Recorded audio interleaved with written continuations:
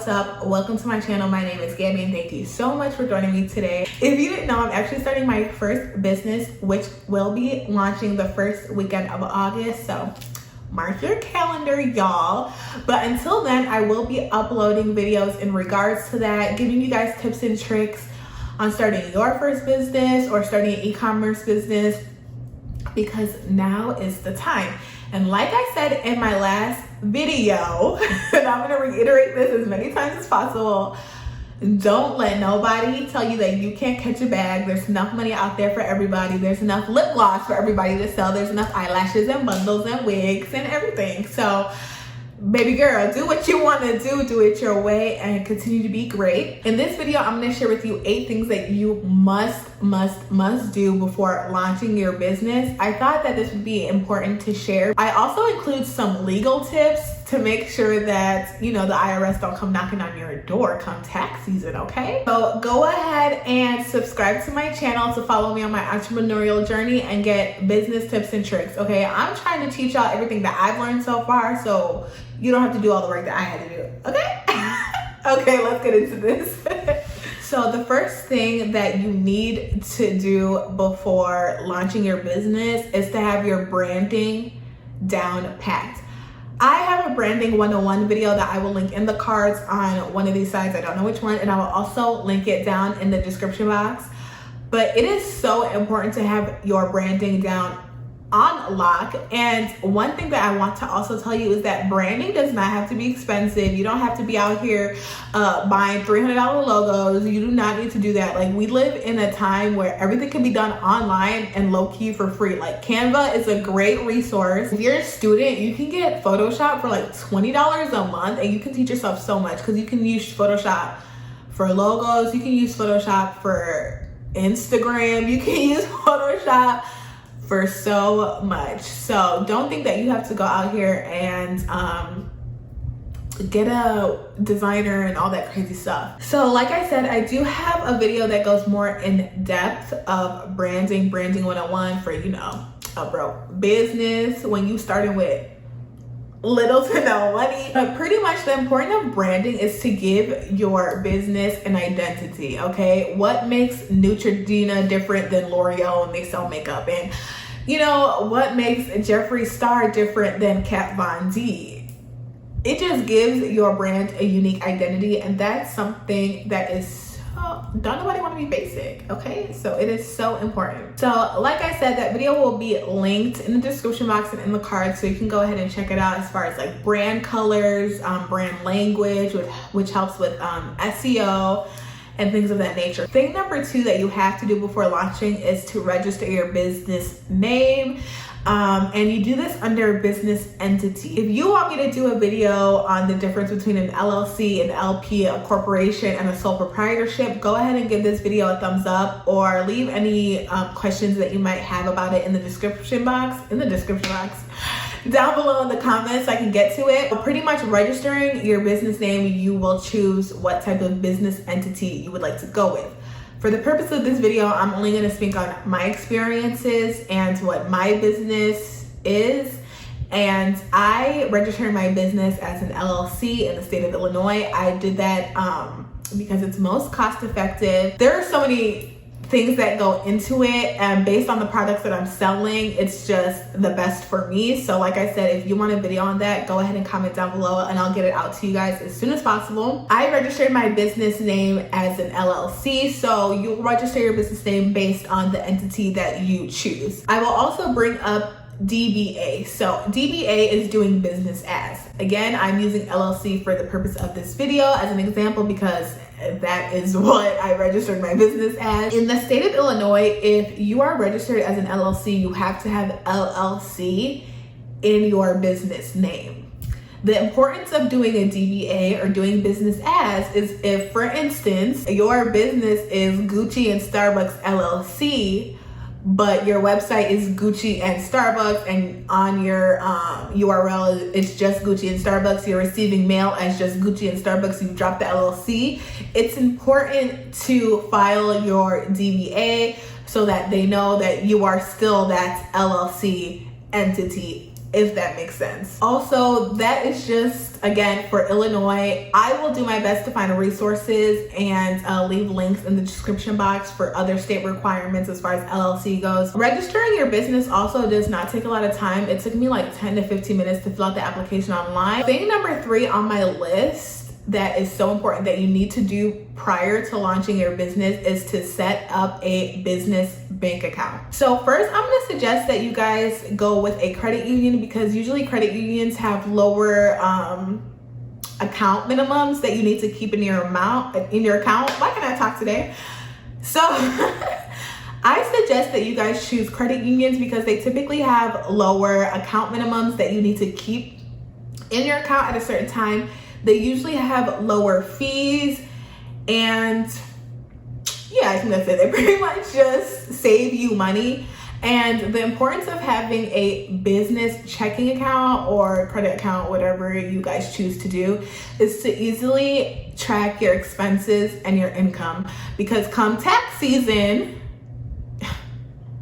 don't play with the IRS, just don't do it. So it's come tax season, it'll be so much easier for you to see your expenses, see what kind of money is coming in, and keep everything on one card. So step number 4, tying in with your bank account, is to, from jump, like honestly from the beginning that you start your business, is to have a way to track your expenses and income. Because most likely you're going to be making more purchases before your launch, and you're going to have to keep track of everything, like I said, for tax purposes, because you don't want to get butt fucked by the IRS. There's QuickBooks, you do have to pay for it. You can capture your receipts on there, save it on there, all of those things. But if you're balling on a budget like me, what I did was to make sure anything that I could possibly buy online, I bought online, because it's just easier to keep a emailed receipt and to organize emailed receipts.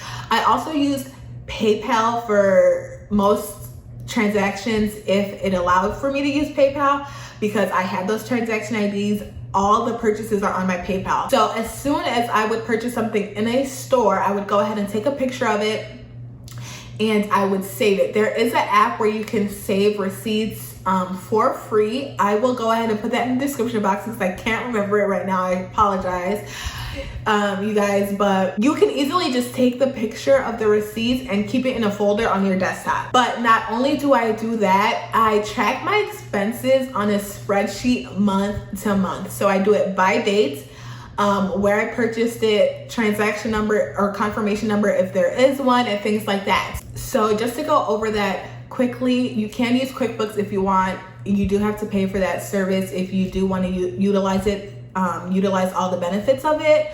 But like I said, I buy everything online that I possibly can. I save all the receipts, confirmations, etc. in a folder in my email, so it's just easier for me.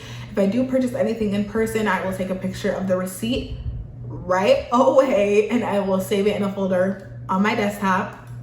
And I also track all my expenses and income on a spreadsheet. You can use Excel, Word. I actually do mine on Google Docs, so I can just save space on my computer, but to each its own, whatever works best for you. The most important thing is just that you have a system for bookkeeping in general. The 5th thing that you need to do before launching is to make sure that you have contact information and like an online presence set up. So what I mean by that is to make sure that you have a business email, some social media accounts that people can contact you on, whether that's Instagram, Twitter, a Facebook page, whatever works best for you, even Pinterest, that helps as well, whatever works best for you. Just make sure that you do have some online presence, because most likely in this day and age, you're most likely selling online. So it's just important that people can see your presence, see that you're interacting with your customers and things of that nature, which are important for a small business. So thing number 6 that you have to do before launching is to make sure that you have a marketing or advertising plan, okay?